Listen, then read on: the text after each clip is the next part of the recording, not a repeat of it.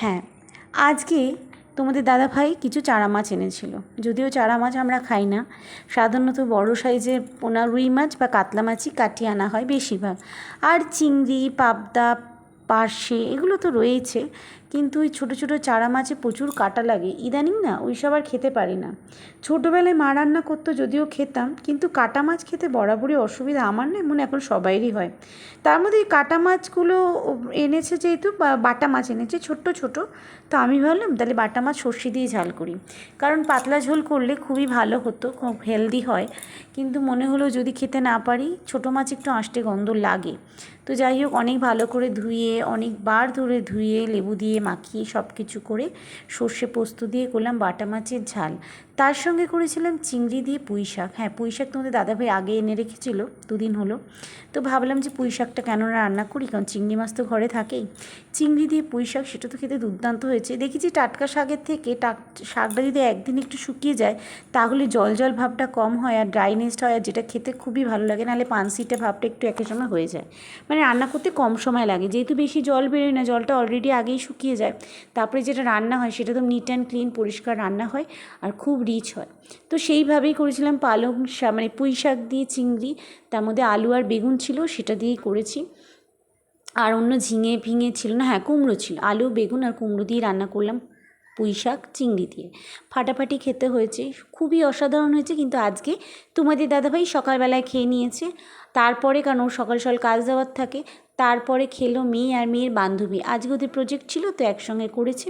তো রান্না করেছি। মাঝে মাঝে বাড়িতে অতিথি এলে ভালোই লাগে। এখন যদিও খুব একটা অতিথি কারোর বাড়িতেই আসে না, সত্যি কথা বলতে। আমরা যেহেতু এখন ছোটো ছোটো সব ফ্যামিলিতে থাকি, তো খুব একটা মানুষজনকে নিয়ে চলা অনেকেরই অভ্যেস নেই, আমি দেখেছি। কেউ এলে ইতস্তত বোধ লাগে, একটু কিন্তু কিন্তু লাগে। আসলে আমরা একসঙ্গে একা একা থেকে আমাদের অভ্যেস হয়ে গেছে, তো ওই জন্য। কিন্তু মেয়েদের বন্ধুবান্ধব এলে আমার খুবই ভালো লাগে, ওরা আসলে না খাইয়ে কাউকেই ছাড়ি না। বাড়িতে না আমার কাউকে খাওয়াতে খুবই ভালো লাগে। আগে এটা যদি অতিরিক্ত পরিমাণে ছিল, এখন খুবই কমে গেছে সময়ের সঙ্গে সঙ্গে। আর নিজেদের কাজে এত ব্যস্ত হয়ে গেছি, আশপাশের লোকের সঙ্গে যে কথা বলবো সেই সময়টা হয় না। তো আজকে দুপুরে লাঞ্চে ছিল দেরাদুন চালের ভাত, পুঁই শাক দিয়ে চিংড়ি, আর ছিল কিন্তু সেই যে বাটা মাছ এনেছিল, সেই বাটা মাছ সর্ষে পোস্ত দিয়ে। খাওয়াটা তো খুবই ভালোই ছিল। আর তার সঙ্গে আজকে একেবারেই তামঝাম করিনি, ছিল চানা মশলা। এই ছিল আজ দুপুরের খাওয়া দাওয়া। তোমাদের কেমন লাগছে ভিডিও অবশ্যই জানাবে। ভালো লাগলে লাইক এবং সাবস্ক্রাইব করবে। আর ইদানিং কিন্তু আমি পুজোর কেনাকাটি শুরু করে দিয়েছি, ভাবি তোমাদের সঙ্গে দেখাবো, যেহেতু আমার খাওয়া দাওয়ার ভিডিও, তো সেগুলো আমি তোমাদের সঙ্গে শেয়ার করতে পারি না। অনেকগুলো কুর্তি নিয়েছি, অনেক অনলাইন থেকে নিয়েছি, তারপরে মিন্ত্রা থেকেও নিয়েছি। তো প্রতিটা জিনিসই খুবই ভালো এসছে। পুজোর সময় দামটা অনেক বেড়ে যায়, আর পুজোর সময় আমরাও খুব ব্যস্ত থাকি। তার মধ্যে মেয়ের জন্য কিছু জুডিও থেকে জামা প্যান্ট কিনে দিয়েছি, যেটা চেঞ্জ করতে হচ্ছে ওকে বারবার। কখনো দেখছি একটুখানি সেলাই খোলা, কখনো এরকম তো হয় না, ও যেহেতু একটু পিটপিটে হয়তো ওর সঙ্গেই হয়, সাধারণত হওয়ার কথা নয়। আর ওকে আমি অনলাইন থেকে কিনে দিলে ও নিয়েই পরে ফেলে।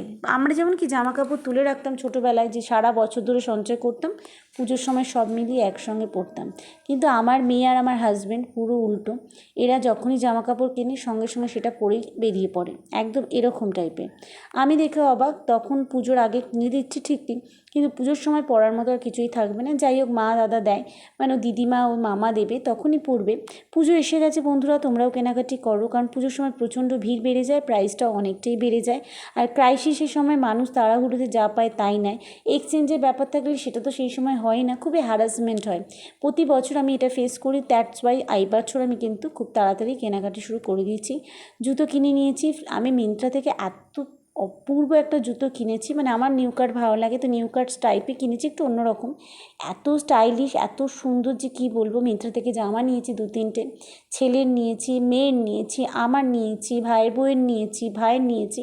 তো খুবই ভালো। ফ্লিপকার্ট থেকেও নিয়েছি দাদার জন্য জামা, আর তোমাদের দাদা ভাইয়ের জন্য মিন্ত্রা থেকে 2টো ব্র্যান্ডেড টি শার্ট নিয়েছি, সেটাও খুবই ভালো।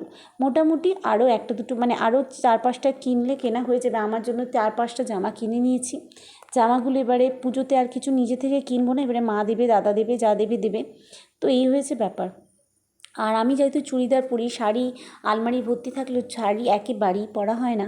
তো ভাবলাম আজকে তোমাদের সঙ্গে খাওয়া দাওয়ার ভিডিওতে করি, একদম একা খেতে বসেছি যেহেতু, তাই জন্য ভাবলাম তোমাদের সঙ্গে ভিডিও করি, ভয়েসটা পরে দেবো। তো তোমাদের কেমন লাগছে আমার ভিডিও অবশ্যই জানাবে। আজকে তো অনেক গল্প শেয়ার করলাম, আর দেখা হচ্ছে নেক্সট ভিডিওতে আরও অনেক গল্প নিয়ে। আর অবশ্যই তোমরাও পুজোর কেনাকাটি শুরু করো, কারণ যদি এক্সচেঞ্জের ব্যাপার থেকে না পুজোর সময় প্রচণ্ড ভিড় বেড়ে যায়। জুতোর দোকানে বলো, জামার দোকানে বলো, যেখানে পছন্দ। আমার তো মনে হয় সব থেকে অনলাইন থেকে শপিং করাটাই বেস্ট মনে হয়, কারণ জিনিসটা ঘরে এলো, যদি তোমার পছন্দ না হয়, কোনো রকম ইস্যু থাকে, তুমি কিন্তু ঘরে বসেই চেঞ্জ করতে পারবে। বাইরে গাড়ি ভাড়া খরচা করে রোদে জলে বৃষ্টিতে গিয়ে করতে হয় না। আর দোকানদাররা কেনার সময় এক ব্যবহার থাকে, আর পাল্টাতে গেলে তাদের ব্যবহারটা টোটালি আলাদা হয়ে যায়, যেটা আমার খুবই এম্বারেসিং লাগে। কিন্তু অনলাইনে এত ভালো চেঞ্জ করতে পারবে তুমি, কোনো রকম সমস্যা হয় না। আমার সঙ্গে তো এটাই হয়, আমার তো মনে হয় ঘরে বসে হাজার একটা দেখে অনলাইনে পারচেস করা। দোকানে গিয়ে না চেঞ্জ করতে গেলে দোকানদারদের পুরো রূপ আলাদা, কেনার সময় এক, যে কারণে এখন মানুষজন অনলাইনের থেকে ছুটছে। তা বলে অনেকেই বলবে তোমরা যে তা বলে যারা দোকানপাট করে তাদের কি ভালো চলবে না, তারা কি করে চলবে? দেখো, পলিসি আছে, তারা কি প্রফিট করে না? তারা অনেক পরিমাণে প্রফিট করে, কিন্তু কাস্টমারকে অন্তত কিছু ছাড় অফার দাও, একটা কিছু ফ্রি প্রোডাক্ট দাও, জিনিসের দাম একটু কম নাও। কিন্তু তারা কী করে যত পারে জিনিসের দাম চড়িয়ে নেয়, যাতে করে তার মধ্যে কি কোনো জিনিস যদি মিসিং হয়, যেমন মুদি দোকানে আমরা যেতাম, কিছু জিনিস মিসিং হলে সেই জিনিস যদি বলতে যেতাম না, বিশ্বাস করতো না। কিন্তু আমরা বলো কার খেয়ে এরকম হয়েছে অনেকবার, বিশ্বাস করে না, তখন আমি রাগ করে সেই দোকান দিয়ে আমরা জিনিস নিতাম না, এটাই করতাম। আগে তো আনতাম, তো এই রকম করে না তারপরে অন্য দোকান দিয়ে নিতাম, এরকম। তো বিশ্বাস করতো না, এবারে অবিশ্বাসের চোখে দেখতো, তখন ভাবতাম বাবা, আমরা 365 দিনের কাস্টমার, বছরের পর বছর নিচ্ছি, একদিন একটা জিনিস যদি মিস হয় 2 বছরে একটা, তাহলে তোমরা দেবে না? তো যাই হোক, এরকম ব্যবহার, তার মধ্যে ছাড় তো কিছুই দেয় না, 1 টাকা হলে সেটাকেও নিয়ে নেয়।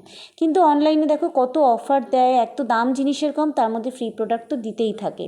আর এই জামা কাপড়ের চেঞ্জ করতে খুবই সুবিধা। আমার যেমন একটা জামা নিয়েছিলাম এক্সেল, তো অনেকটা বড় লাগলো, আমি ওটা এম নিলাম।